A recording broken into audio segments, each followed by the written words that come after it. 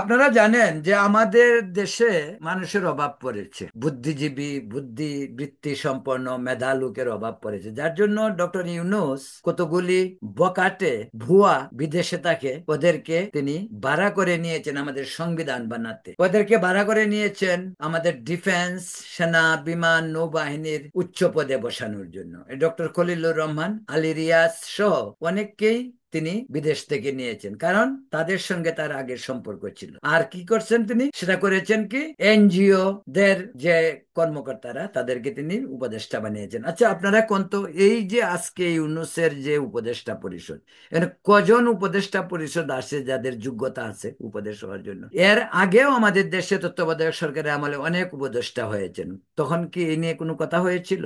কথা হয়নি। আজকে শুধু একটি বিশেষ শ্রেণীর লোকজনকে ডক্টর ইউনূস পিক করেছেন তার আশেপাশে থাকার জন্য, এবং এরাই ষড়যন্ত্র করছে, কারণ ওরাই চায় যে ক্ষমতাকে দীর্ঘায়িত করতে। কারণ ডক্টর ইউনূস যদি ইলেকশন দেয় তো তাদের তাদের চাকরি নাই, তাদের ক্ষমতা নাই, তাদের পয়সা নাই, এরা এখন লুটপাট করতেছে, পাওয়ার দেখাচ্ছে, ওটা থাকবে না। তাই তারা চায় না ডক্টর ইউনূস নির্বাচন দিক। আর ডক্টর উপরি তো আরেকটি বিষয় তো আগেই বলছি যে ইউনূস নিজেও চায় না ক্ষমতা ছেড়ে দিতে, তার ক্ষমতা ছাড়ার রেকর্ড নাই। যে ব্যক্তি গ্রামীণ ব্যাংক ছাড়তে চায় না, সে ব্যক্তি রাষ্ট্র ক্ষমতা ছাড়বে আপনারা আশা করেন?